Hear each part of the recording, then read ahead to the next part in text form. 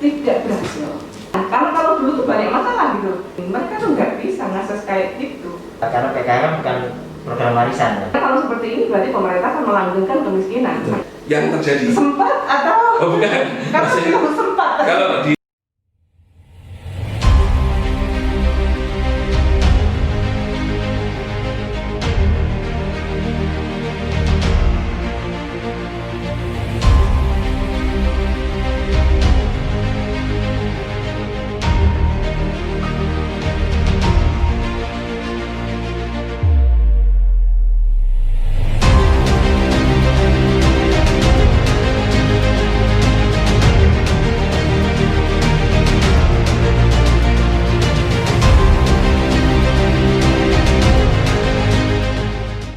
Oke, assalamualaikum warahmatullahi wabarakatuh. Selamat pagi Indonesia. Hari ini saya semangat kali karena ada tamu yang mengajak saya bicara tentang tentang suatu hal yang menurut saya itu seksi banget, yaitu terkait kemiskinan.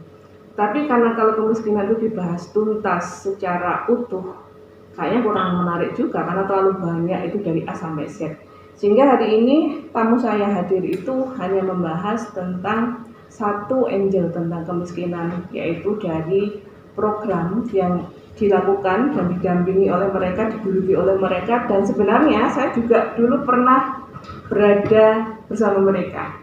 Sehingga saya senang sekali karena dunia itu ternyata muter ya Mas ya. Jadi dari tahun 2007 kita lama nggak ketemu, terus kemarin ketemu dan Tuhan ternyata meminta saya untuk memberikan tempat bagi mereka dan mereka juga yang anggap saja ini reuni untuk kita bicara tentang sebuah program yang saat ini juga menjadi sebuah bahasan menarik terutama di masa COVID ini karena ada dua hal. Yang pertama itu PKH, yang kedua itu PHK. Ini kan kata-katanya kan tinggal balik-balik gitu ya, PKH dan PHK. bahkan terkadang KPH. KPH juga. Tapi semoga tidak kena KPK gitu aja. Gitu. Oke, jadi hari ini saya kedatangan tamu teman saya, kawan saya, meskipun saya lebih senior dari mereka, tapi dulu tuh pernah bekerja bersama. Ada Mas Yosi, ini selaku koordinator kabupaten di daerah mana ini? Soalnya kan ada timur, barat. Kebetulan saya di wilayah tengah. Di wilayah tengah ya? Tengah itu dari Sekar, selatan sampai di Trucuk. Gitu. Jadi membentang dari selatan ke utara. Dari selatan ke utara. Iya. Kemudian 11 kecamatan. 11 kecamatannya. Mas Arji ini pendamping dan juga salah satu pengurus asosiasi. Dan saat ini mewakili asosiasi pendamping program Keluarga Harapan yang saat ini mau kita uli-uli lah. Kira-kira itu kan saya dengar ini lagi asik, ini seru ini para netizen tuh kemarin ketika saya baca itu hampir 60% merasa PKH itu kok kayaknya nggak pas gitu loh, ada sesuatu yang nggak pas. Apakah memang nggak pas ataukah seperti apa? Nah ini kan makanya ini ada orang yang berani bicara, menyampaikan kepada masyarakat tentang segala sesuatu yang mungkin belum tersampaikan kan gitu, supaya tidak ada kesalahpahaman. Karena biasanya orang itu suudzon karena tidak dikasih tahu secara lengkap sebenarnya ini apa gitu.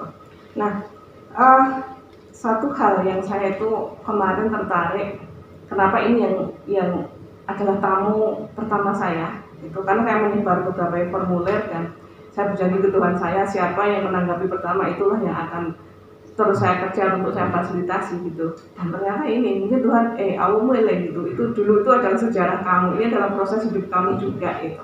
Nah, yang kedua alasannya adalah karena saya dulu ingat bahwa program ini itu salah satu ciri khasnya adalah bagaimana mendorong keluarga itu agar sehat. Nah ini kan nyambung dengan program ini yang saya kelola sekarang, program kesehatan. Apakah itu masih menjadi sebuah ciri khas? Masih. Jadi memang tujuan utama di sini adalah selain memutus rantai kemiskinan, PKH itu juga merubah mindset. Jadi peserta PKH, ya banyak sekali ya. Salah satunya memang kesehatan itu tadi. Ya, jadi mungkin masyarakat bawah ya yang jarang mengakses ke fasilitas kesehatan itu didorong dipaksa Ya, dipaksa harus ya. Jadi mungkin yang ibu hamil ketika memeriksakan kandungannya tidak rutin ya. Nah di sini ada pendamping yang memang mendorong untuk menuju ke tempat fasilitas kesehatan. Nah bantuan yang diberikan itu sebenarnya stimulan. Ya jadi untuk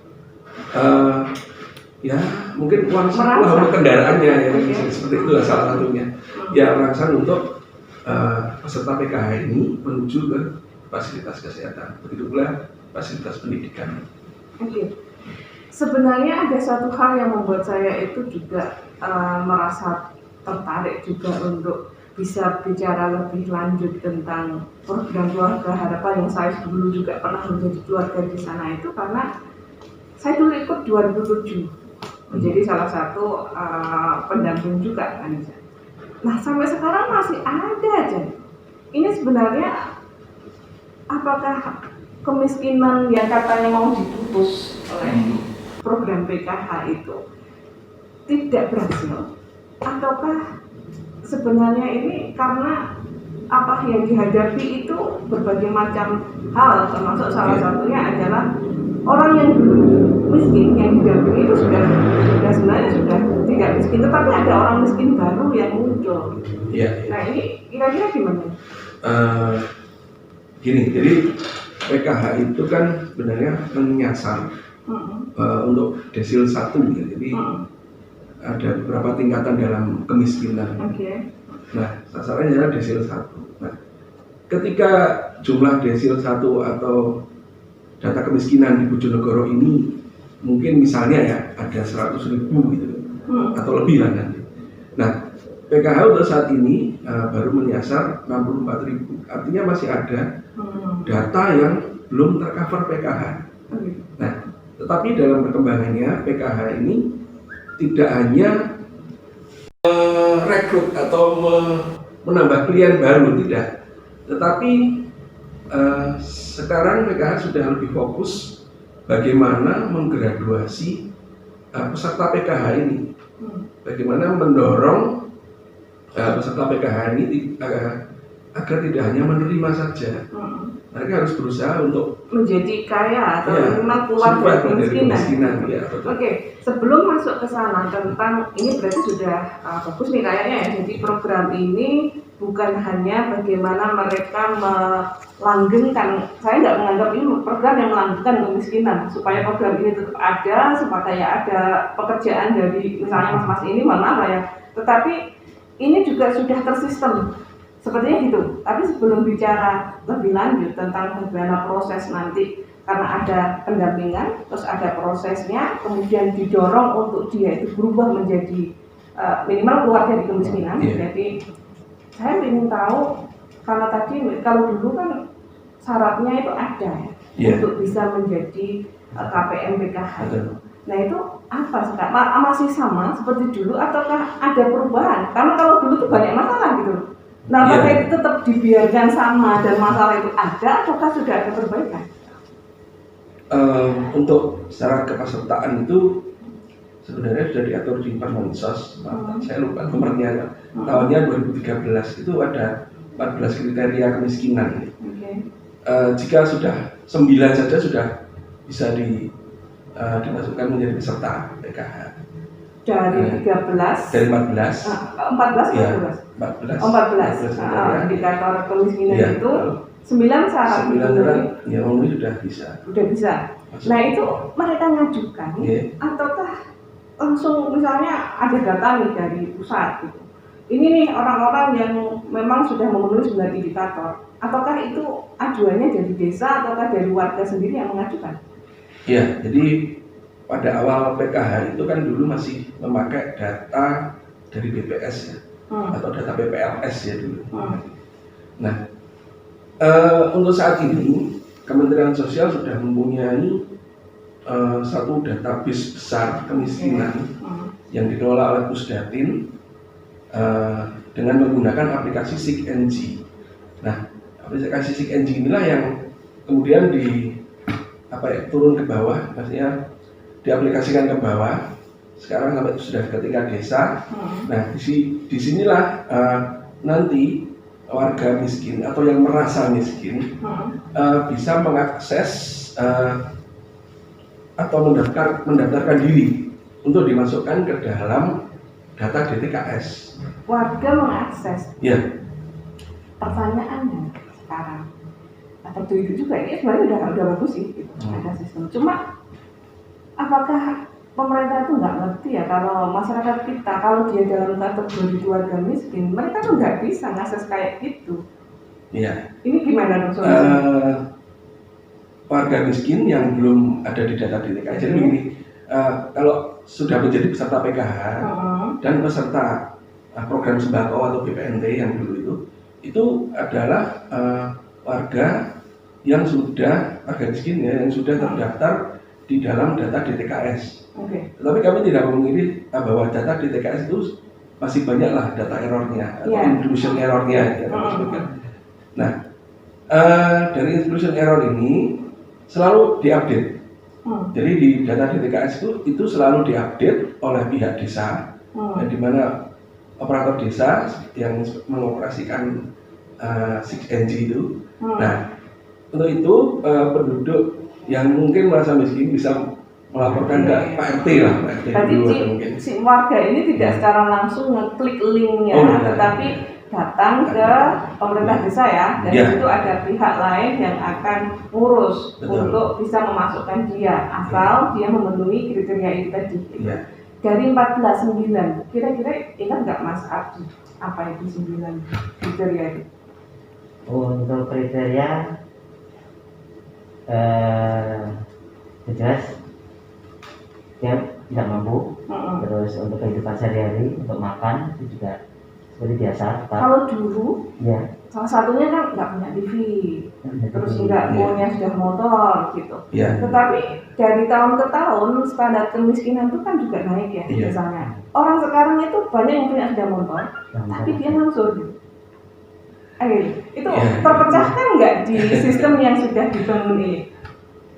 Sebenarnya untuk sekarang ini sudah, jadi dilihat dari tahun sepeda motor walaupun kredit kan sudah ada anggapan kalau dia bisa ngangsur, berarti dia merasa mampu untuk membayar itu. Jadi otomatis dia bisa tergraduasi secara alami dari pendataan yang ada. Jadi data itu kita siapkan mulai dari tanah ada berapa hektar, terus asetnya apa aja. Itu yang melakukan pendamping untuk secara langsung, karena kita setiap harinya ketemu terus. Jadi baik dari laporan dari warga yang bukan PKH kan tetap lapor ke pendamping. Akhirnya kita coba data tetap kita perbarui, kita tetap konsultasi dengan desa, terus apakah ini bisa untuk tergraduasi dengan kondisi yang ada. Terus kalau memang ini bisa dikeluarkan, ya nanti kita keluarkan. Karena tidak karena PKH bukan program warisan kan. Jadi selalu kita ada perkembangan, dengan ada perkembangan itu data yang ada kita selalu perbarui. Menarik kalimat tadi, program keluarga harapan bukan program warisan. Dalam arti kan tidak bisa kemudian si orang tua A yang dia dulu PKH terus kemudian diturunkan ke B, karena kalau seperti ini berarti pemerintah akan melanggengkan kemiskinan agar keluarga itu selalu dalam kondisi miskin.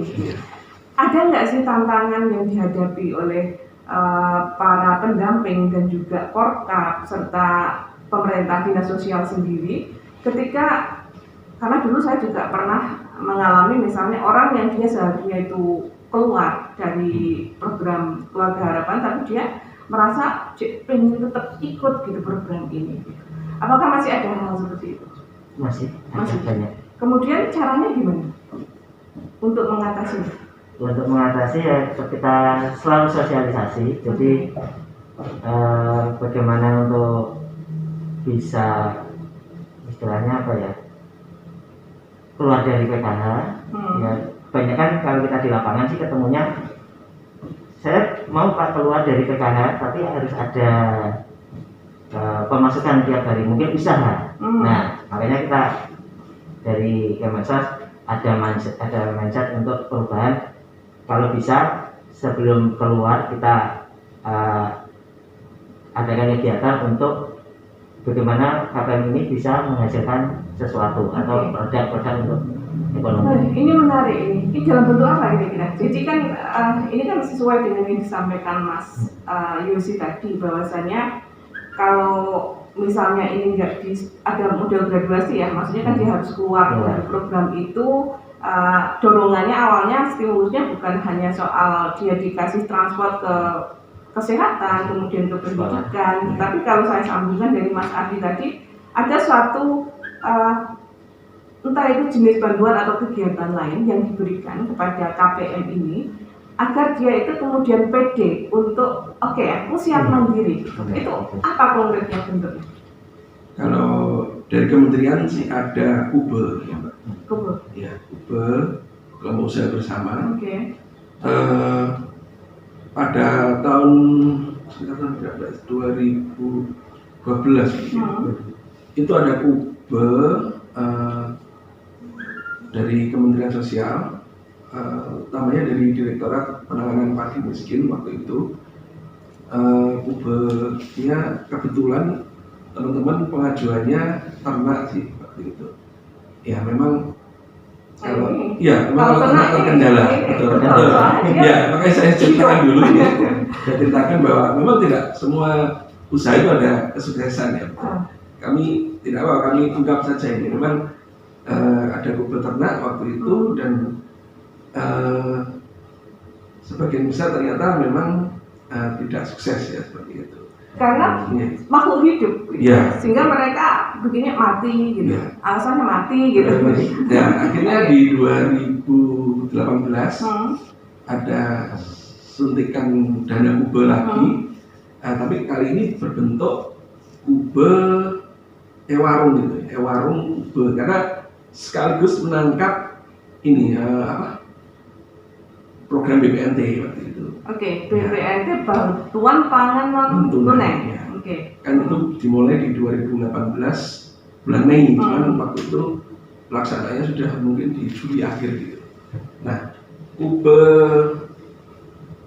Ewarung KUBE PKH ini berbentuk ya badan usaha atau ya warung, namanya warung ya. Jadi bentuknya warung atau toko gitu ya. Dan itu dikelola. Yang mengelola adalah KPM. Jadi sama prosesnya dengan KUBE ternak yang sebelumnya itu pendamping ya, karena kalau KPM sendiri membuat proposal agak kesulitan ya. Untuk itu fungsi pendamping yang mengadvokasi.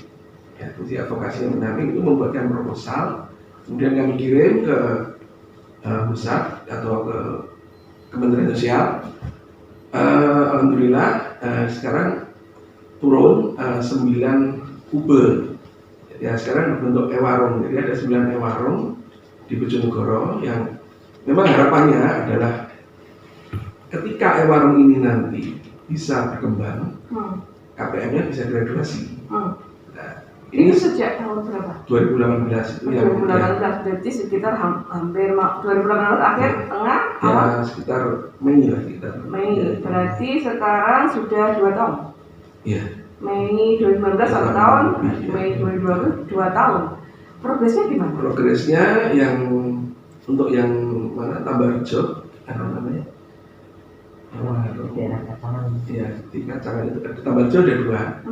Nah itu sudah bisa graduasi untuk semua. Belum, baru ketuanya saja. Baru ketuanya. Ya, ketuanya. Oke. Ewarung 10 orang. Jadi Ewarung itu dikelola oleh 10 orang. Nanti di hasil sekali ada pendamping sebagai pengawas supervisinya. Jadi Ewarung itu berjalan, pendamping hanya sebagai pengamat untuk ini mungkin ada kesalahan apa, nanti kita untuk mengasih administrasi. Jadi yang menjalankan tetap 10 KPM peserta PKH. Oke. Sebelum bicara lebih lanjut tentang graduasi yang didorong dengan berbagai macam program yang menurut aku juga secara niatan sih udah bagus ya. Cuma ketika tadi ada berbuat ternak itu kagak berhasil deh. Ketika Ewarung, ini menyambut zaman juga yang sekarang semuanya larinya ke teknologi informasi gitu, yang menggabungkan itu gitu. Tapi ada hal-hal yang sebenarnya ingin saya tanyakan lebih lanjut tentang ini. Tapi sebelum itu gini, kembali ke validitas data. Karena saya sudah beberapa kali saya membaca juga kan sebelum kita ketemu itu, karena memang menjadi perhatian PHK, PKH, karena PKH itu dicemburuin banyak orang, ya kan? Karena banyak banget tadi ada Kobe bantuan, beberapa tahun yang lalu waktu COVID ini juga dapat juga dari KPM-nya, sehingga orang ini itu terus deh yang dibantu gitu, yang lainnya enggak gitu. Nah ini ditambah dengan pada Desember 2019 itu ada komisi ombudsman yang menganggap bahwa ini dari berbagai macam daerah ini. Cuma saya tidak melihat Bojonegoro dulu karena ada kali bulan ini justru tempat bagi saya untuk konfirmasi supaya tidak ada kesalahpahaman gitu. Jadi mengatakan bahwa ada malpraktek, maladministrasi, bukan malpraktek, ke bawah desa ya, karena biasanya ngurus perawat, maladministrasi di program Keluarga Harapan gitu. Cuma anehnya ini belum ditelusuri tapi langsung diteruskan supaya jalan aja terus gitu. Nah, maladministrasi salah satunya adalah validitas data itu. Ini terkait juga dengan integritas pendamping. Karena ada temuan bahwa pendamping itu melakukan datanya itu dimanipulasi gitu. Nah, dalam arti ternyata saya juga baru tahu gitu, karena dulu tuh nggak mikir kayak seperti itu. Jadi kok sampai senakal itu pendamping ini yang dia melakukan manipulasi data sehingga uangnya itu dia yang terima. Nah, ya apakah itu juga terjadi gitu? Alhamdulillah. Berani jawab kan? Ya, alhamdulillah sepanjang kami berkecimpung di PKH ini untuk Bojonegoro data terawasi dengan baik. Ya, artinya manipulasi ya, kita di sini membahas manipulasi. Kalau membahas inclusion error beda lagi karena kalau itu ada sistem yang berhubungan dengan banyak pihak kan ya. Jadi manipulasi data yang akhirnya berdampak pada itu tadi, ada oknum pendamping yang memanfaatkan itu tadi. Di kami ya alhamdulillah masih terkendali dengan adanya APD. Jadi APD atau operator, dulu operator. APD itu apa? Administrasi pangkalan data. Apakah di kota lain enggak ada? Ada, seharusnya ada, semua ada. Kalau semuanya ada berarti bukan sebuah unggulan yang menjadi cara untuk kabupaten-kabupaten itu mencegah adanya pendamping yang nakal gitu. Betul. Nah ini kalau itu rumusnya apa dong? Kalau kita bicara sistem dulu ini, jadi ketika teman-teman itu melakukan updating data, teman-teman harus menyertakan data pendukung. Gitu. Misalnya ibu hamil, ada kelahiran, tentu ada proses kehamilan kan seperti itu. Terus ada proses kehamilan, itu juga harus sesuai waktunya kan. Mungkin terjadi ketika ada anomali data, ada kehamilan sampai 2 tahun gitu. Karena memang komponen kesehatan itu ininya paling tinggi. Ya, apa saja sih yang di kesehatan itu selain kehamilan, balita, ya. Itu melahirkan nifas ya. Tinggi itu bantuannya ya? Iya, bantuan besarnya bantuannya ya. Ini yang akhirnya dimainkan. Iya, itu sempat ya maksudnya bukan sempat, yang terjadi. Sempat atau? Bukan. Kalau sempat. Kalau di di kabupaten lain atau yang di berita ya, di pemberitaan itu ternyata banyak anomali data ibu hamil yang lebih dari 1 tahun kehamilannya. Nah itu yang untuk itu kontrol APD atau operator data inilah yang difungsikan sekali. Berarti kalau disimpulkan di sini adalah untuk bisa mencegah, namanya manusia ya, kan banyak orang. Ini kalau di Jombor ada berapa nih? Untuk saat ini sekitar 64.000. Apanya? Pendampingnya. Pendampingnya. 213. Nah kan ratusan orang ya. Pastinya tidak semuanya mereka itu baik. Mungkin karena terdorong oleh kebutuhan dan sebagainya itu. Nah dari sini tadi saya menyimpulkannya, semuanya kabupaten ada APD gitu. Jadi ada admin yang mengontrol. Tapi tergantung bagaimana si petugas tadi untuk mengontrolnya. Karena kalau sebenarnya kan bisa dilihat ya, karena ada anomali nggak normal, karena saya hamil 2 tahun. Atau mungkin dia bisa jawab, memang habis hamil keguguran hamil lagi gitu misalnya. Kan juga bisa kayak gitu. Kalau tadi kan menyampaikan ada data dukung yang disertakan ini. ini bentuknya apa saja? Apakah misalnya ketika ada ibu hamil berarti dia ada lembar, kan pasti punya kartu KIA itu kan? Ya. Nah, apakah itu disertakan? Iya, betul. Iya gitu ya. Itu disertakan. Jadi sebenarnya bisa ya dicegah itu. Bisa sangat Jadi bisa. pertama misalnya harusnya integritas dari pendamping itu orang yang terpilih adalah orang-orang yang memiliki kejujuran, dia punya jiwa sosial yang tinggi kan gitu. Tapi namanya manusia, kan dia bukan malaikat, sehingga ada malaikat lagi, ini roket update-nya adalah di APD ini supaya dia itu terkontrol sehingga diceki satu-satu. Nah kalau ada yang sampai istilahnya kecolongan, berarti ini yang salah APD. Apakah seperti itu? Ya, saya pikir semua pihak Oke. harus bertanggung jawab. Oh gitu ya. Termasuk kami, karena kami pun juga harus kontrol data itu. Oke. Ya. Kami pun juga dibatasi, maksudnya kinerja kami diawasi oleh Komisi Kode Etik. Di PKS sekarang ada Komisi Kode Etik. Oh, ada Komisi Kode Iya, Etik. betul. Indonesia itu saya lihatnya gitu, itu banyak orang pintar ya. Tapi saya lihat bukan hanya di sini, di Dewan ada komisi itu, komisi ini. Jadi orang yang harusnya itu memang dia yang bagian kontrol yang lainnya, ternyata butuh dikontrol lagi. Nah yang kontrol lagi, siapa nanti yang kontrol? Nggak selesai-selesai akhirnya.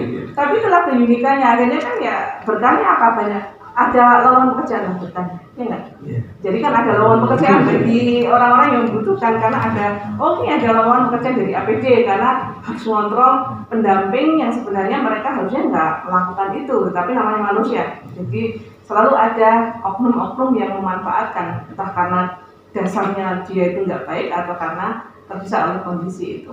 Nah, selain validitas data, kemudian SDM, kalau kompetensi saya yakin mereka kompeten semua ya. Jadi orang-orang yang memiliki kemampuan lah gitu. Integritas yang memang orang itu naik turun, namanya iman kan naik turun juga. Nah kemudian untuk yang graduasi misalnya, kan tadi sudah ada model Kobe dan sebagainya ini. Saya tertarik dengan warung itu. Yang tadi dicontohkan di Tambak Rejo yang dianggap sudah berhasil, tapi yang keluar baru si ketua kelompoknya. Nah, kayaknya apa nggak menimbulkan kecemburuan misalnya dari KPM yang lain karena menganggap ya sesuai bisa ya ketua kelompok kayak gitu. Nah, untuk mengatasi hal ini apa yang dilakukan? Kalau warung sendiri itu di situ sudah tersistem ya, artinya mungkin untuk bagi hasil dan sebagainya. Oh, gitu. Ya, jadi semua anggota, jadi semua orang itu tentu mendapat porsi sendiri-sendiri ya. Mungkin kebetulan si ketua ini, ketua kelompok yang sudah graduasi ini juga punya penghasilan banyak seperti itu. Atau orangnya hemat gitu ya. Mungkin. Jadi ada faktor individu yang menentukan ya untuk proses graduasi ini gitu. Nah, saya beberapa kali tuh melihat postingan teman-teman gitu ketika ada yang memilih untuk keluar dari program PKH kan graduasi itu tadi ya, itu apa sih yang menjadi syaratnya? Apakah dia mengajukan gitu saja ataukah misalnya dari program ini sudah ada sistem yang dibangun gitu. Jadi siapapun yang sudah memenuhi kriteria A sampai Z, berarti dia mau tidak mau harus keluar. Jadi ada beberapa kriteria graduasi atau klasifikasi. Ada graduasi alami. Alami adalah ketika peserta PKH atau KPM ini tidak lagi punya komponen atau kategori pesertaan PKH. Yang tadi ya 14-9 tadi ya? Oh bukan. Bukan, beda lagi. Kalau itu kan kriteria kemiskinan. Ya. Kalau di PKH kita punya 3 komponen 7 kategori. Oke, pendidikan, komponen kesehatan, pendidikan dan kesejahteraan sosial. Kesejahteraan sosial. Ya. Oke. Untuk saya rincikan. Oke. Ya. Untuk komponen kesehatan itu ada 2 kategori, ibu hamil dan balita. 3 ya, nifas mungkin ya. Tapi nifas juga sudah masuk di bumil itu, sama aja. Jadi itu untuk kesehatan. Untuk pendidikan anak usia sekolah dari SD sampai SMA. Untuk kesejahteraan sosial lansia 70 tahun yang ada di dalam keluarga PKH. Jadi dia harus ada di dalam keluarga, tidak boleh batang kara. Iya. Yang kedua adalah disabilitas berat. disabilitas berat. Ya, itu yang kesejahteraan sosial. Yang Nah, ini ya. Ya, ketika seluruh komponen ini atau kategori ini tidak dimiliki lagi oleh peserta PKH, maka secara alamiah otomatis beliau keluar dari pesertaan PKH. Nah, meskipun dia masih dalam kategori miskin. Padahal namanya program keluarga harapan. Namanya katanya mau mengentaskan kemiskinan. Ya, untuk saat ini mulai ditangkap. Oke. Ya. Jadi yang alami tapi miskin gitu ya, masih miskin. Nah, ini mulai ditangkap dari provinsi ada nanti. Ya, dari kementerian juga kami sudah mulai mendata. Tapi dia harus punya rintisan usaha. Nah, nanti didorong lah.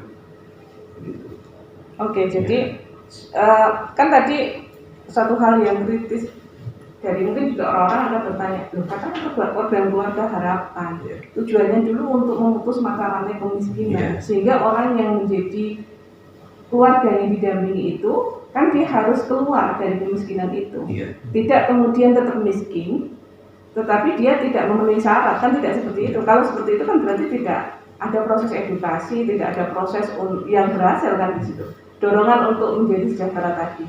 Cuma tadi katanya sudah ditangkap ya. Hal ini sudah ditangkap. Itu kan berarti pemerintah, dinsos dan sebagainya kan juga berusaha untuk terus memperbaiki diri. Nah, kira-kira itu apa yang mau dilakukan? Sudah ataukah baru akan? Akan. Baru akan. Kemarin diminta mendata ya. Oh gitu. Mendata yang alami, yang mungkin ada potensi terutama sementara ini. Okay. Jadi kita tangkap dulu yang graduasi alami tapi ada potensi untuk usaha sekecil apapun itu. Ya. Ini saya belum tahu nanti programnya apa.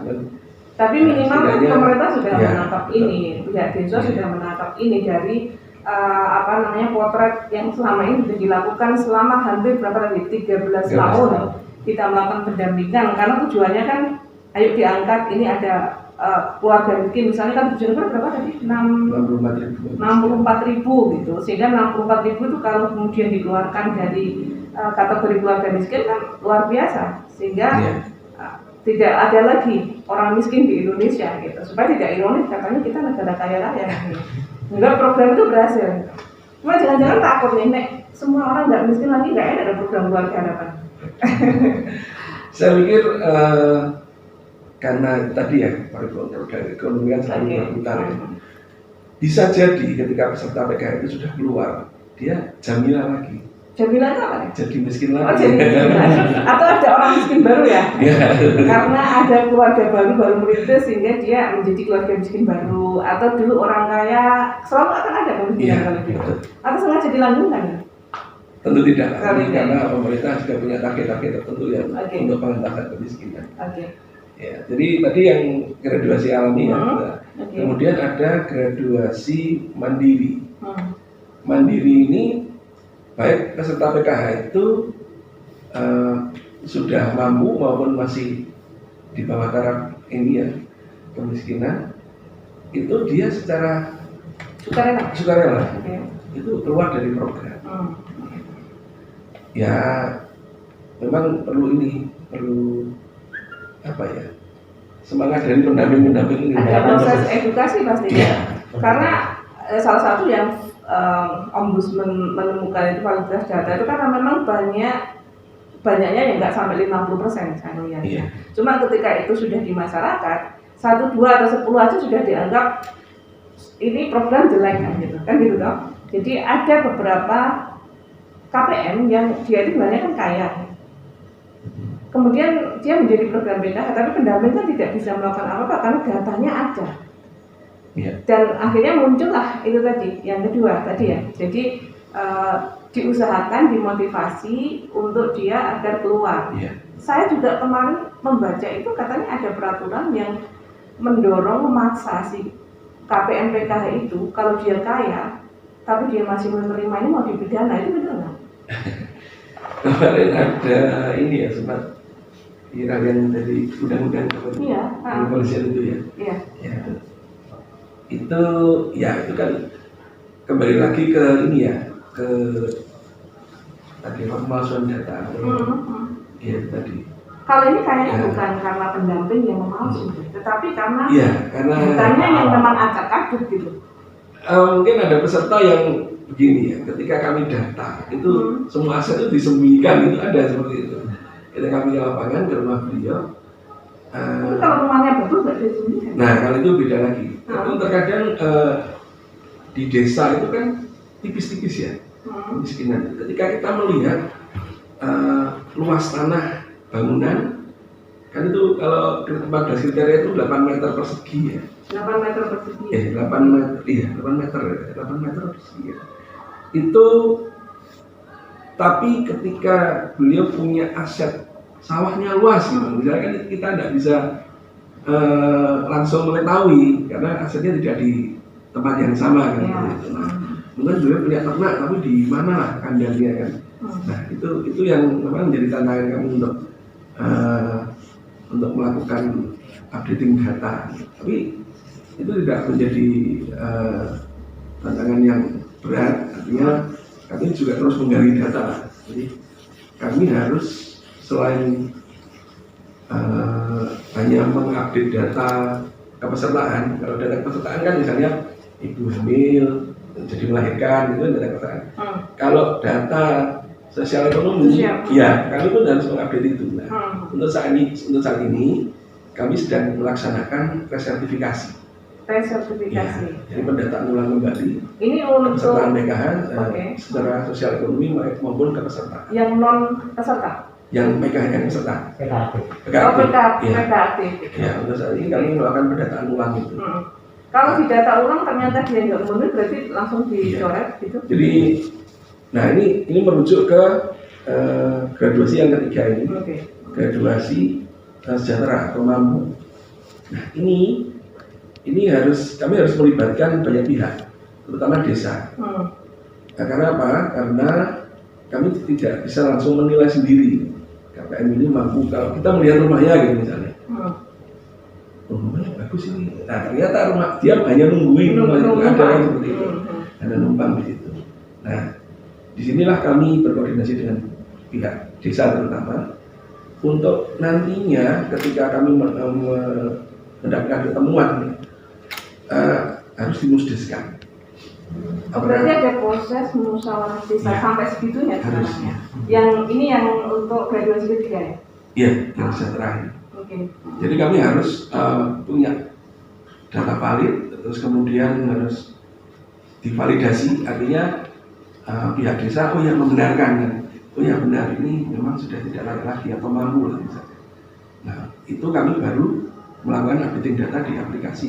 Hal ini sudah dikomunikasikan ke semua stakeholder atau belum? Karena saya baca beberapa waktu yang lalu, bahkan di tahun 2020 juga pada masa pandemi juga ada netizen itu ramai banget yang kemudian di Bojonegoro ini mereka mengatakan bahwa hentikan aja program PKH karena ini tuh nggak tepat sasaran, banyak yang nggak tepat sasaran. Misalnya ada janda kaya dapat gitu, kemudian ada yang lansia dia nggak punya siapa-siapa dia nggak dapat. Nah padahal di aturannya kalau tadi saya nggak salah dengar kan memang kalau lansia dia tunggal kan nggak dapat ya, kan nggak boleh, nggak bisa kan diakomodir di program ini. Tapi kan masyarakat nggak tahu, mereka kan melihatnya itu lansia karena kan ada program lansia, mereka mungkin dengarnya kan kayak gitu. Nah itu lansia tapi nggak dapat, malah justru ada yang lebih kaya dia itu dapat.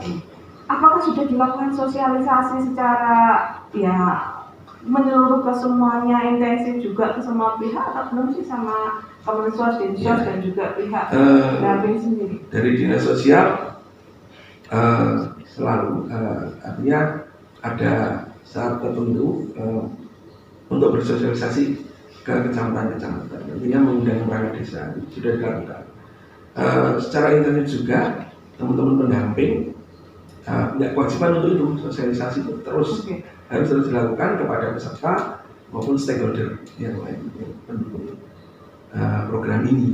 Karena program ini nggak bisa berdiri sendiri. Ya harus semua stakeholder juga berperan. Selain itu apa nih? Karena sekarang itu media sosialisasi yang mungkin lebih punya dampak itu malah media sosial. Karena saya membacanya juga dari medsos bahwa ini kenapa dikerujuk banyak orang ini, jadi salah satunya yang muncul itu tadi padahal ternyata di ketentuannya kan memang ini nggak masuk di program PKH, tapi mereka ngeyel, maksudnya langsung ngomong ini dan itu, dan karena memang dia juga ada data juga gitu. Tapi ketidaktahuan itu, inilah yang kemudian saya menjadi tertarik untuk membahas namanya kesalahpahaman penuntasan kemiskinan kayak ini. Jadi masyarakat itu dibantu, bukannya malah membuat mereka itu adem ayem misalnya, kita malah kisruh. Contoh COVID, bantuan COVID kemarin, wah kepala desa itu ya bisa jadi mereka tuh harus tutup telinga itu karena sana sini, terutama yang punya kartu PKH, mereka dianggap wah penak uripku yang dikasih terus itu adalah mereka itu tadi, sementara yang lain itu tidak mendapatkan apa-apa. Ini bantuan tidak malah justru membuat mereka rukun, tetapi menjadi kisruh. Nah makanya sosialisasi tadi kan penting. Kalau tadi kan sepertinya sudah mungkin sih merasa sudah cukup, tapi kalau saya melihatnya kalau masih ada masalah yang mencuat di netizen kan memang maha benar ya. Netizen kan maha benar, mereka itu nggak tahunya cuma sedikit, tapi yang penting ngomong kan gitu. Nah tapi kita sebagai orang yang mungkin lebih, apalagi kalian semua kan yang lebih paham masalah dunia ke-PKH kan punya kewajiban, menurut saya tanggung jawab untuk mengedukasi mereka. Ruang-ruang mana lagi yang sudah ambil untuk bisa memberikan sosialisasi itu? Nah, kalau kita sendiri dari pendamping, koordinasi ke desa kan intens terus. Okay. Jadi untuk bantuan COVID kemarin, kalau misalnya PKH hanya PKH aja yang dapat, kayaknya tidak. Karena dari desa sudah mengatakan untuk yang mendapatkan PKH sudah mendapatkan bantuan. Jadi supaya apa? Karena PKH sudah ada yang cover sendiri. Jadi untuk yang non PKH mungkin bisa bantuan itu dikasihkan ke yang kurang mampu tapi kurang PKH. Jadi karena sudah ada instruksi seperti itu dari kabupaten juga seperti itu, akhirnya kan dari pendamping tinggal mengawasi apakah ada peserta PKH yang mendapatkan double. Nah, dengan adanya itu kita langsung koordinasi dengan desa supaya apa? Mencegah tadi ya. Semakin dia bantuan itu. Sempat saya sendiri juga ditanya, Mas, apakah ini si A mendapatkan PKH? Iya. Ternyata terus, oh ya berarti ini untuk bantuannya bisa dialihkan ke yang lain, untuk yang bantuan COVID ya. Tapi kalau untuk PKH kan sudah ada sendiri. Jadi selalu kita koordinasi, jangan sampai di lingkungan itu menjadi ramai. Bahkan kalau ada yang mampu mengatakan kok yang dapat itu kok hanya itu aja. Bahkan saya sendiri mungkin teman-teman juga melaksanakan, jika memang mau mengadu, kita siap, silakan datang. Kita pertemuan kelompok juga ada jadwalnya. Kalau misalnya mau datang ke desa, kita fasilitasi, kita kasih nomor kita. Itu yang mengadu, yang non, ya kebanyakan yang non, karena dia mengadu kenapa yang dapat itu, tujuannya apa? Yaitu supaya dia juga bisa masuk. Iya, memang. Intinya seperti itu. Pada kepentingan sendiri. Di sini berarti kan sudah ada sistem pengaduan. Gitu. Karena temuan ombudsman salah satunya juga dianggap Kemensos itu lambat menangani pengaduan. Gitu. Yeah. Nah, tapi kalau tadi kan berdasarkan informasi kan sudah ada itu sistem pengaduannya kan sudah ada bagi peserta PKH yang mungkin juga bantuannya itu mungkin kurang dan sebagainya, dia juga bisa melakukan pengaduan. Nah, di sini tadi juga ada memfasilitasi non peserta PKH. Nah, ini prosedurnya, kalau tadi kan baru selintas disampaikan. Prosedurnya gimana ya? Ya, tinggal dia mengajukan kalau misalnya dia merasa miskin, mulai dari KTP, semuanya kita lengkapi, terus kita arahkan ke desa. Di data DTKS itu, apakah orang ini masuk di situ atau tidak? Ternyata data DTKS itu kan misalnya contohnya data untuk desa A itu 100. Di bawahnya 100 itu ada data tunggu. Nah, waiting list. Jadi ternyata orang yang komplain itu ternyata misalnya miskin, tapi dia masih di data tunggu. Nunggu yang 100 ini nanti ada yang keluar dari graduasi 3 kategori itu. Setelah misalnya 50 keluar, otomatis akan ada usulan itu yang waiting list itu naik untuk 10, untuk 50 itu. Jadi data itu akan langsung berubah. Nah, makanya kita tetap koordinasi, coba ditanyakan ke desa apakah sudah masuk ke data waiting list atau bagaimana. Ternyata oh iya masuk data tunggu. Data ada. Jadi makanya kita bisa mengetahui orang ini benar-benar miskin atau tidak. Oke. Dari sini kan terlihat bahwa peran pendamping sangat penting ya Mas.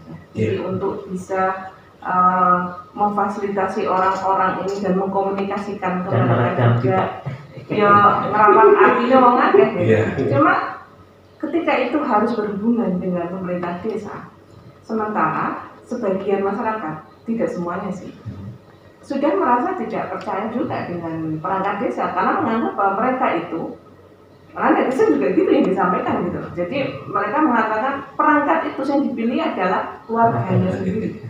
Padahal itu belum tentu benar gitu, belum tentu benar. Meski mungkin ada oknum yang kayak gitu, tapi tidak semuanya.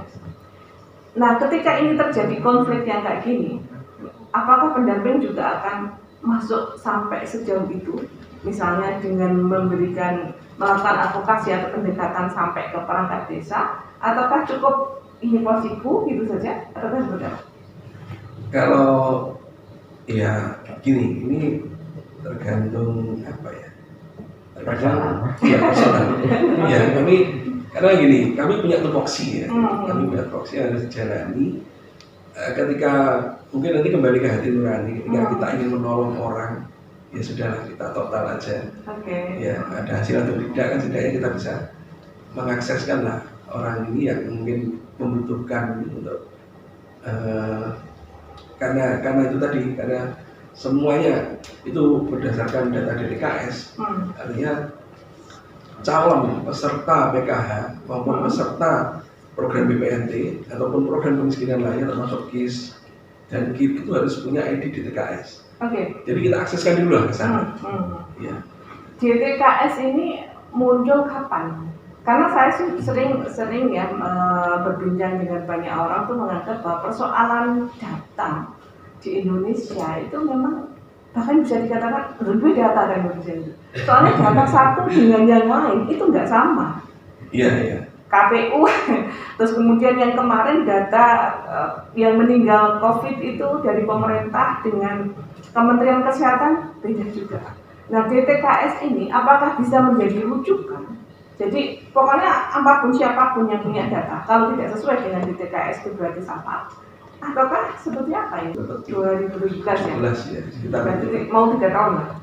Iya, itu secara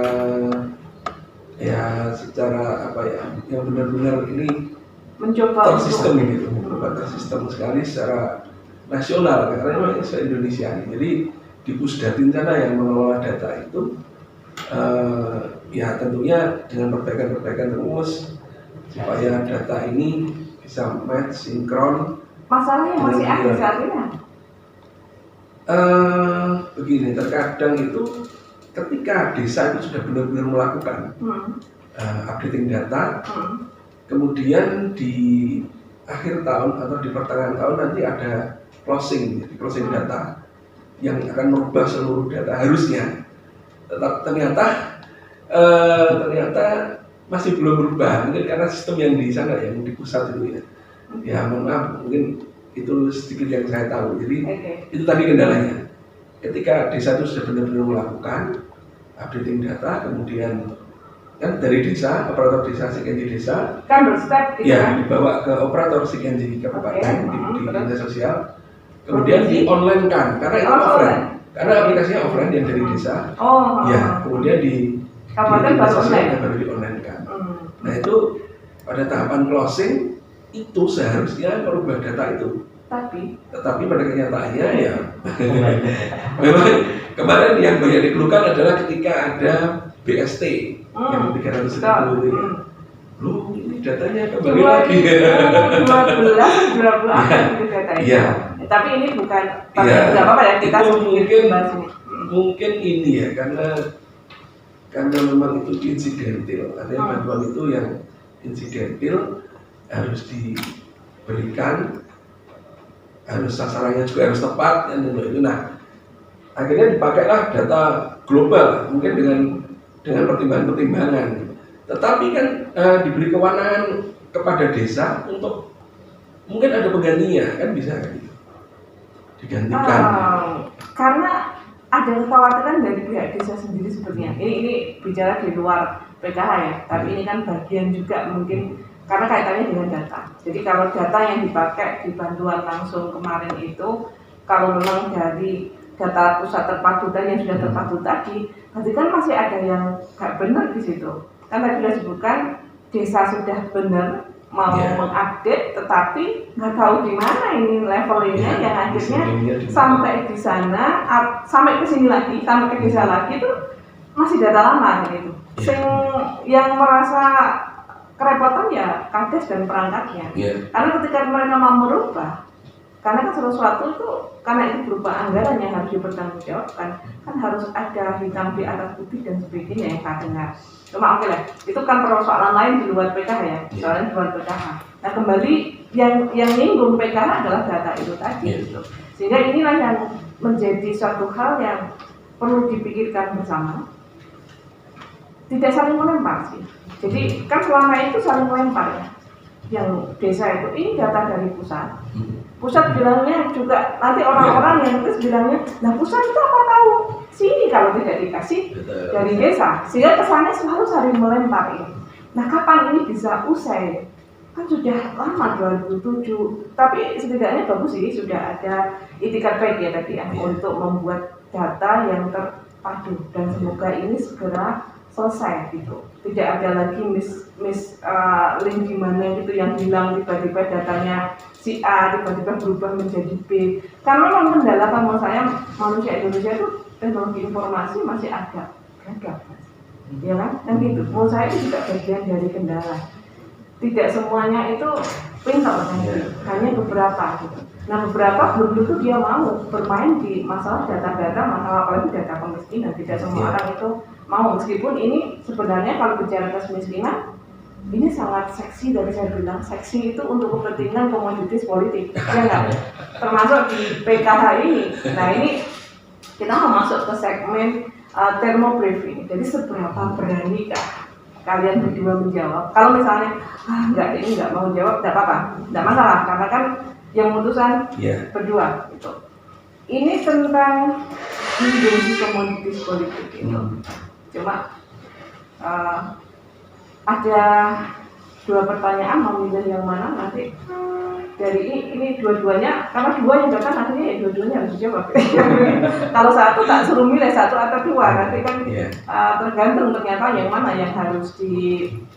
Kalau misalnya nggak ada, aku nggak berani jawab, nggak apa-apa kok. Ada nggak sih konflik kepentingan? Jadi ini sesi termobrief ya, mengukur seberapa berani orang-orang ini gitu untuk mengupas, menyampaikan tentang isi dari program PKH itu. Kalau tadi kan sudah ada hal-hal yang salah paham di masyarakat, ternyata ini memang aturannya nggak boleh. Kalau misalnya yang lansia tunggal itu tadi. Nah untuk sekarang lebih ke orang-orang di PKH itu sendiri.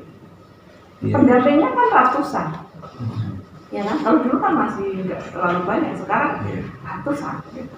Mengelola mereka itu kan tidak mudah. Terus ada tambahan-tambahan bantuan-bantuan gitu, termasuk pendampingan tadi kopi dan sebagainya. Kalau di ranah validasi data saja ada pendamping yang bermain. Nah ini apakah ada nggak sih konflik kepentingan antara pendamping satu dengan pendamping yang lainnya?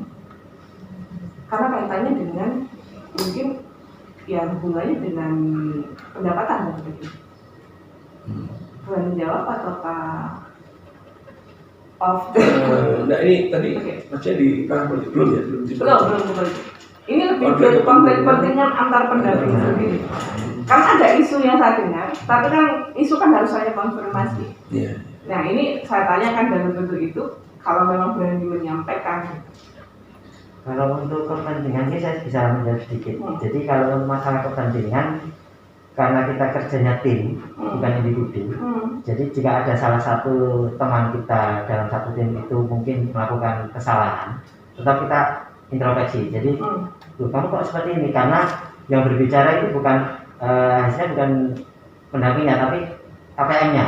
KPM-nya kan mesti membedakan dengan pendamping satu dengan pendamping yang lain dalam satu wilayah itu. Akhirnya ya kita kan tetap ada rapercam, jadi rapat di antar kecamatan, kita bahas mungkin ada kendala apa, ada isu apa, di mana ada salah satu misalnya pendamping teman kita yang melakukan kesalahan, terus sampai kita dengar dari kecamatan lain, kita langsung evaluasi, kamu jangan seperti ini, terus kok bisa seperti ini, bagaimana ceritanya? Akhirnya dia berani berbicara, oh ternyata kebanyakan bukan kesalahan dari pendamping sendiri.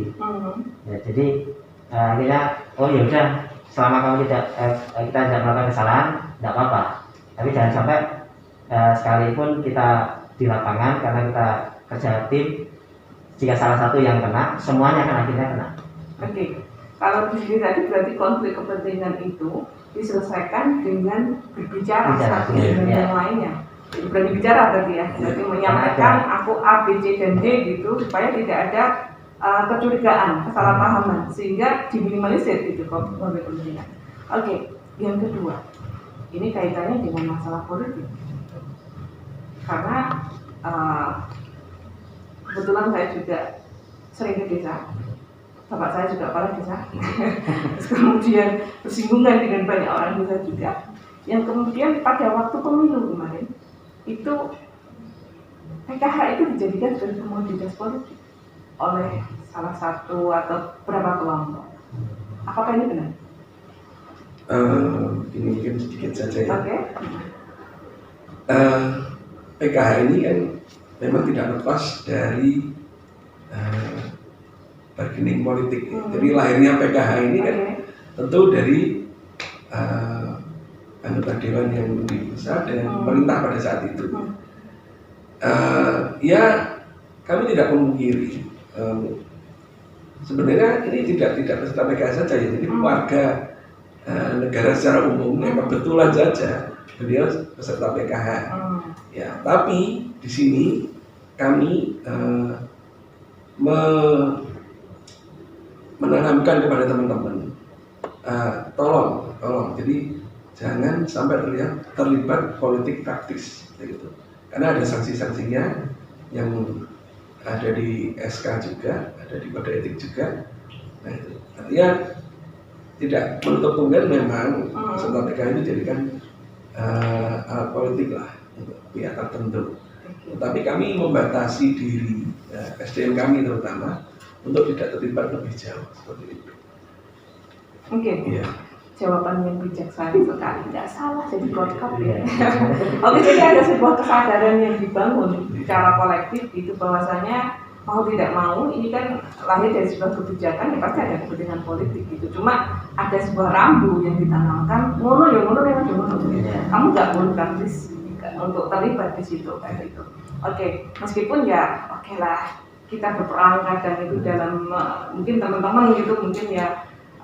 Itu ya satu dengan yang lain berbeda ya cara untuk mengatasinya, bagaimana menyikapi ketika sudah waktunya pemilihan ya pasti saya pikir saya setuju juga, jadi tidak hanya di sini kok, bahkan di organisasi-organisasi lain pun juga sama, yang tidak ada kaitannya dengan pemerintah pun sama gitu. Tapi setidaknya yaitu yang dibutuhkan ada rambu-rambu, karena jangan sampai yang ini uang negara loh. Mereka kan wakil rakyat yang sudah seharusnya kan membela kita, mengusulkan program-program yang dibutuhkan masyarakat. Seharusnya tidak kemudian dijadikan sebagai alat, tapi kan itu bicara mereka gitu. Karena saat ini kan kita bicara tentang bagaimana para pendamping, para korkap dan sebagainya untuk mensiasati segala sesuatunya supaya berjalan dengan baik dan program ini tidak menimbulkan kesalahpahaman. Nah, kalau saya boleh memberikan saran sih, jadi media sosial itu sangat efektif loh untuk bisa dijadikan sebagai sarana edukasi. Jadi kan ada kantornya di dinas sosial itu yang mungkin bikin sering posting di Facebook kayak gitu untuk dibacakan, karena kalau disampaikan ke perangkat desa, ya mereka tugasnya tidak hanya ini doang, jadi kadang berubah juga kan gitu. Apalagi mereka juga mungkin ada beberapa yang punya kepentingan. Nah, ketika kepentingan bertabrakan, pasti mereka lebih memilih mana yang menguntungkan mereka kan gitu. sehingga tidak ditabrak gitu. Ya kan gitu. Nah ini yang bisa dilakukan sih oleh teman-teman supaya program ini bisa berjalan dengan baik juga. Dan juga mampu mengentaskan kemiskinan. Karena sepertinya memang sudah ada sistem yang dibangun dari dulu sudah jauh lebih baik lagi ya. Meskipun belum sempurna, tetapi setidaknya itu sudah dilakukan lah upaya untuk bisa menjawab berbagai macam permasalahan yang di masyarakat. Dari yang pertama, dulu tidak ada program misalnya untuk lansia, bahkan sekarang sudah masuk, sudah masuk. Tapi tetap ada syarat, gitu. Tidak boleh tunggal. Jadi karena namanya program keluarga harapan. Kalau lansia tinggal masuk, ya harapannya kemana? Ya kan gitu loh. Karena kalau harapan di sini kan agar si yang miskin tadi, yang berada dalam kemiskinan tadi bisa naik kesejahteraan. Tapi kalau sudah lansia, ya mohon maaf, hitung-hitungan waktu saja dan gitu kan. Mungkin kepertimbangannya kan seperti itu, bisa jadi gitu loh. Tapi ini kan bicara aturan ya, bicara tentang mana yang menjadi cakupan gitu. Yang masyarakat belum tahu semuanya. Kemudian ada fasilitasi dari mereka yang tidak masuk melalui pengaduan-pengaduan itu. Meskipun belum sempurna saya melihatnya. Karena kalau masih banyak komplain itu berarti masalah belum diselesaikan. Entah pendampingnya itu yang agak lemot ya mas ya. Untuk menanggapinya, maksudnya karena dia malas ngapain ini misalnya kayak gitu kan ada faktor kayak gitu. Ya kembali ke individu tadi kan bilangnya gitu. Terus kemudian sehingga dia masukkannya itu juga lambat atau malah nggak dimasukkan sama dia kan aku ngurusi pendampinganku saja udah capek misalnya kayak gitu sehingga nggak terselesaikan. Termasuk tadi yang desa sudah bagus, tapi mungkin di kabupaten itu guys disiap naik karena keburu-buru karena tugasnya ada nggak sih yang khusus di desa untuk mengolah data di kota yang terkait data terpadu tadi operator CNG di kabupaten itu khusus sudah ada khusus ya sudah khusus itu kalau misalnya nggak khusus kan dia disambi-sambi kan gitu kalau khusus kan pastinya urusan dia kan cuma itu doang jadi kan tugas dari tugas CNG kabupaten hanya beberapa waktu saja. Ya ketika kita dari 1 tahun kan kita ada updating 4 kali ya, updating data. Mungkin 1 tahun 4 kali. Iya, selama 2017 ya. Berarti 1 tahun. Ada perubahan-perubahan. Jadi sebelumnya setahun 2 kali. Karena merasa belum nggak cukup, terus akhirnya ditambah 4 kali. Ya setidaknya udah bagus ini niatnya udah bagus, tapi belum menyelesaikan. Iya, masih ada yang ini ya tadi. Kalau dari Mas Yosi sendiri dari mana? Di mana sih kira-kira? Kalau misalnya desa bilangnya udah update, tapi yang terus gimana? Ya ini terus kami komunikasikan dengan pihak Pusdatin, pihak dinas sosial terus komunikasikan ke sana. Apa perlu ada orang yang kontrol gitu lagi? Jadi ada komisi pengontrol. Ya, Pusdatin itu juga sering mengundang dinas sosial untuk Jakarta untuk matching data bersama. Ya tentunya mungkin karena mengelola data se-Indonesia itu tidak mudah ya mungkin. Tapi kan ada klaster kan? Memang nggak mudah tapi kan pasti ada klaster. Dan juga ada misalnya di desa sudah ada sendiri, kabupaten ada sendiri. Karena mungkin gini, karena ketika petugas entry CNG di desa itu kan mengentry banyak variabel ya. Ya, salah mengentry sedikit saja, misalnya luas tanah jadi besar. Jadi sementara yang dikelola di CNG itu adalah peserta PKH, peserta non PKH untuk program sembako atau PKN. Itu adalah data yang dikelola di CNG desa. Nah, yang ketika nanti ini bisa dikeluarkan berapa, ya waiting list naik tadi yang seperti diceritakan. Nah, mungkin teman-teman menemukan lah ketika di desa menemukan data yang kurang pas, itu bisa dikomunikasikan dengan pihak desa untuk digantikan lah nantinya untuk data DKS ini. Karena data DKS itu kembali lagi ke kuota. Kuota ini yang menetapkan kementerian. Iya. Tetapi di data kami, kuota atau kan misalnya gini, semuanya di data, tetapi untuk programnya itu memang ada kuota. Gitu. Misalnya kalau di TKS-nya semuanya sih dimasukkan, cuma kan selalu ada ranking ya. Misalnya tahun ini itu 100, berarti ya 100 itu yang di pendampingan, nanti yang berikutnya itu akan nyusul kalau ini sudah selesai kan gitu. Berarti kan semuanya harusnya masuk gitu. Ya masuk untuk sebagai waiting list tadi. Iya,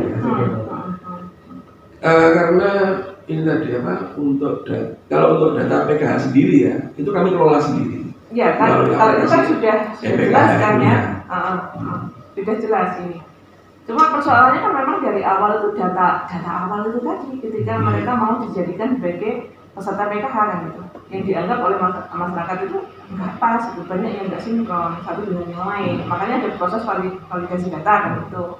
Cuma lagi-lagi tadi kendalanya kan pendamping itu juga tidak bisa 100% untuk meminggirkan orang-orang gitu tadi, karena mereka juga kadang masyarakat juga tidak jujur juga gitu. Misalnya punya aset disembunyikan, masa pendamping harus ngejar-ngejar kayak apa itu bank pikir itu kan nggak mungkin juga gitu. Nah ini kan memang akhirnya kembali ke masing-masing ya komitmennya. Cuma setidaknya ada hal yang bagus menjadi harapan adalah ketika sudah ada data terpadu kesejahteraan sosial tadi, karena baru dimulai 2017, baru 3 tahun, dan juga ada perbaikan lah dulu 2, karena kalau 2 itu kayaknya kurang juga karena 2 kali itu, yang sekarang sudah 4 kali. Semoga ini bisa ke depannya Indonesia punya data terpadu kesejahteraan yang lebih bisa dipercaya, sehingga tidak menyusahkan yang bawah atau yang pusat disusahkan yang bawah, karena data yang di-entry itu di belakang meja, karena selalu kembali ke komitmen masing-masing kan. Saya pikir kan awal itu yang mau ada sistem kayak gini gitu, tapi ketika sudah dikerjakan kan harus ada sinkronisasi data antara yang dari desa dengan kabupaten. Dan ini kan sistemnya offline. Ini kan online. Nah sebelum di online kan nggak ada proses cross-check, misalnya dibuat klaster kecamatan B, kecamatan A untuk ketemu dengan itu di kabupaten itu sudah ada seperti itu tuh. Selama ini secara sistem seperti itu belum memang. Yang sangat detail sekali itu harus detail ya. Belum. Tapi ketika nanti mengonlinekan data itu operator desa datang dan membawa data pendukung. Gitu. Kan tadi bicara komitmen, itu untuk menyelesaikan masalah. Karena ini kan membantu ya pendamping juga, sehingga tidak harus berurusan dengan orang-orang yang komplain, yang kemudian yang disalahkan pasti Arji ini, padahal ya ada banyak pihak, ada sistem juga yang kurang pas gitu untuk ditetapkan begini. Itu bisa deh coba diberikan masukan kayak gitu, karena pengennya kami sebagai perguruan tinggi juga pengennya sih memberikan sumbangsih pemikiran. Jadi sekarang itu coba dihentikan masalah salah menyalahkan. Tapi kalau mencari kesalahan itu ada di mana, itu kan perlu tuh mas untuk evaluasi. Tetapi yang salah sopo bukan gitu.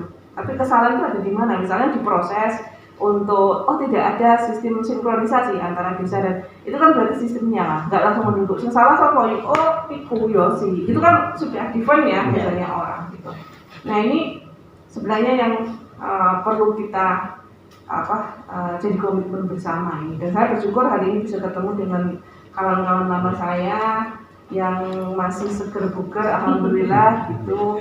Kita semakin bohai ya mas ya. Kecuali Arji itu dia masih tetap langsing saja dia.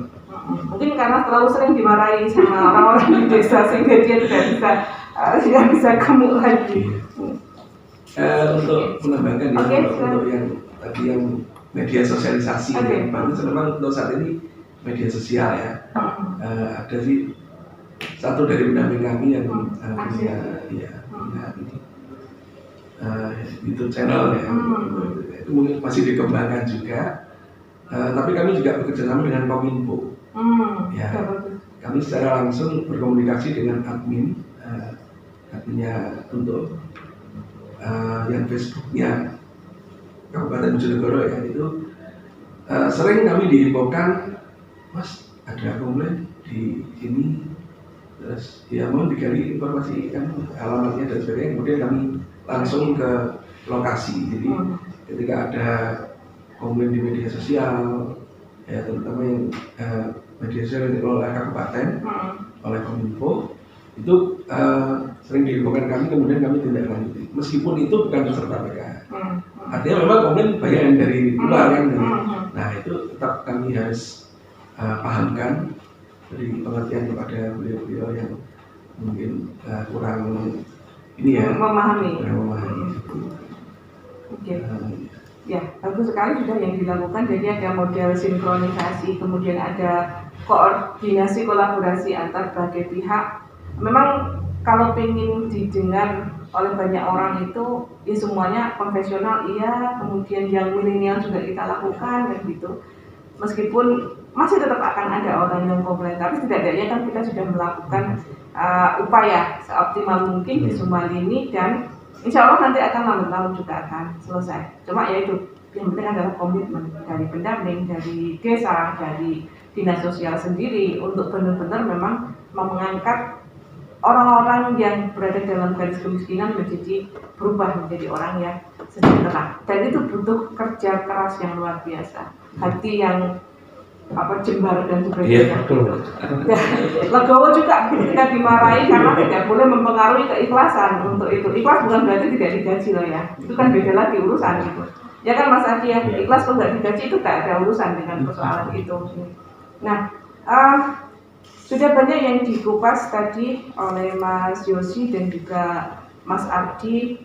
Memang program pengentasan kemiskinan itu menjadi sebuah komitmen dari pemimpin yang manapun di periode manapun. Jadi dari Pak Harto, dari Pak Karno, Pak Harto terutama kan Pak Karno saya masih belum ini, jadi media juga masih belum tahu. Pak Harto, Pak SBY, kemudian Megawati, Gus Dur, sampai dengan Pak Jokowi. Nah yang paling sampai saat ini masih ada itu kan terusan dari program Pak SBY itu kan ada PKH ini. Ini kan sejak zaman Pak SBY ya, PKH ini yang kemudian tetap dilanjutkan oleh pemerintahan Pak Jokowi, bahkan ditambah ya di beberapa halnya. BLT juga, itu kan Pak SBY juga ada, nah Pak Jokowi juga ada. Ini menunjukkan bahwa kemiskinan memang menjadi sebuah komitmen dari seluruh pemimpin yang ada, termasuk juga di Indonesia, untuk benar-benar diatasi, apalagi kalau negara kita adalah negara yang konon katanya makmur, kemudian punya banyak sumber daya alam dan sebagainya. Ideologi kita yang dasar negara kita juga sila kelimanya adalah keadilan sosial, amanah pembukaan Undang-Undang Dasar 45 juga menjadi tugas negara untuk bisa mensejahterakan semuanya, sehingga banyak hal yang sudah dilakukan meskipun memang dalam pelaksanaan itu ada saja kesalahpahaman di masyarakat dalam persoalan pengentasan kemiskinan. Tapi saya yakin itu akan bisa terurai kalau semua pihak turut serta untuk membantu mengurai masalah itu, tidak menambah masalah. Misalnya kayak gini kemudian malah semakin dikompor-kompor gitu agar program ini itu bisa karena ada program baru yang mau ditawarkan misalnya kayak gitu. Karena program yang dikelola oleh mereka ini menurut saya program yang sangat baik, jadi langsung mengarah ke keluarga. Jadi belum ada pendampingan yang langsung mengarah ke keluarga. Jadi pendampingan langsung mengarah ke keluarga itu butuh banyak pihak yang turut mendukung, kerja keras juga karena dari satu ke satu untuk didatangi. Semoga ini bisa menjawab dan bisa memberikan harapan baru bagi semuanya, termasuk keluarga-keluarga yang belum sejahtera di Indonesia, bisa beranjak menjadi keluarga yang sejahtera dan segala kesalahpahaman terkait pengentasan kemiskinan itu bisa diselesaikan dengan baik melalui bicara. Jadi segala sesuatu itu kalau tidak dibicarakan, langsung dijalankan, biasanya tidak sesuai dengan harapan. Harus ada proses pembicaraan satu dengan yang lainnya, dan itulah yang akan kita kembangkan saat ini termasuk kampus. Kenapa kita, ini alasan sih kenapa mungkin perlu tahu juga kita punya segmen acara berani bicara. Jadi ada banyak orang itu kadang tidak berani bicara karena ada kepentingan-kepentingan yang dia takutkan gitu. Sementara dia nggak sadar bahwasanya ketika dia memutuskan untuk tidak bicara, itu malah justru menambah banyak kesalahpahaman. Tapi bicara juga harus dengan data dan fakta. Karena itu saya menghadirkan orang-orang yang memiliki kompetensi. Jadi teman-teman saya yang datang untuk menawarkan diri, karena ada banyak yang pengen bertamu di sini untuk bicara. Kita lihat, maksudnya dia punya kewenangan nggak untuk menyampaikan itu. Kalau misalnya saya bicara, ada orang yang mau bicara terkait PKH, tapi dia adalah misalnya tidak ngerti apa itu PKH, saya akan bicara dengan orang yang tidak memiliki data dan fakta yang sesungguhnya. Ini episode pertama. Alhamdulillah saya bertemu dengan kawan-kawan saya. Semoga ini berkah untuk kita semua. Dan di episode berikutnya saya menantang dan mengajak. Mungkin ada orang yang mau bicara dengan saya terkait suatu hal yang saat ini tuh lagi hit juga, pupuk bersubsidi. Karena saya itu anak petani. Jadi ketika dari tahun ke tahun petani itu nasibnya selalu sama. Dan pupuk itu menjadi salah satu dari bagian masalah itu. Semoga ada pihak yang mau bicara dengan saya, memberikan data, informasi kepada masyarakat dan kita semua untuk bisa menyelesaikan berbagai macam hal, meskipun tidak langsung 100%, tapi setidaknya sama seperti yang dilakukan oleh Kementerian Sosial ya. Jadi sudah tahu masalah adalah data, sehingga itulah yang kemudian akan diselesaikan dengan membentuk data terpadu kesejahteraan sosial. Meskipun belum sempurna, tapi setidaknya sudah memulai untuk menyelesaikan masalah itu. Ya mungkin sebelum diakhiri ya untuk acara ini, sedikit kami sampaikan terkait program bantuan pendukung. Jadi pemerintah Provinsi Jawa Timur dalam hal ini Bu Kofifa bersama Pak Wagub menangkap ketika KPM PKH yang dimana memiliki lansia,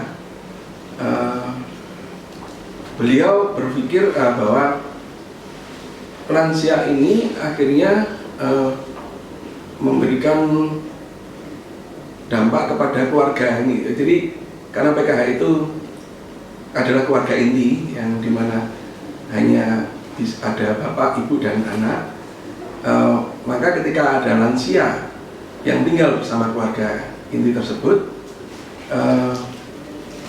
ada beban pengeluaran yang lebih untuk merawat si lansia. Nah, dari tantangan ini ditangkap oleh pemerintah Provinsi Jawa Timur dengan adanya program PKH Plus. Nah, karena kenapa dinamakan PKH Plus? Karena yang menjadi klien utama adalah dari peserta PKH yang mempunyai lansia di dalamnya. Nah, program ini di-launching pada tahun 2019, dimulai dengan memberikan bantuan kepada keluarga PKH yang mempunyai lansia sebesar 2 juta per tahun yang dicairkan selama 4 tahap dalam 1 tahun. Ya, ini adalah salah satu kepedulian dari pemerintah Provinsi Jawa Timur untuk segera mengentaskan kemiskinan di Jawa Timur, khususnya di Bojonegoro. Karena program PKH Plus ini sementara ini hanya di 10 kabupaten di Jawa Timur. Saya pikir itu. Terima kasih Mas Yosi, Mas Ardi atas kedatangannya hari ini di studio sementara ini masih. Jadi nanti semoga ketika studio kami yang mini studio kami itu sudah jadi, nanti Mas Yosi sama Mas Adi bisa kesini lagi untuk membahas sesuatu yang mungkin lagi hit juga di PKH itu, kira-kira apa untuk kita sampaikan kepada masyarakat. Tujuannya mengedukasi sehingga nanti lahir sebuah kesepakatan, bukan kompromi karena kepentingan-kepentingan, tapi kesepakatan untuk bisa membangun Indonesia menjadi lebih baik lagi. Sampai itu, terima kasih semuanya, seluruh dulur-dulur saya di Bojonegoro dan sekitarnya, juga masyarakat Indonesia. Wassalamualaikum warahmatullahi wabarakatuh. Jangan lupa like, comment, subscribe di channel Iksada TV.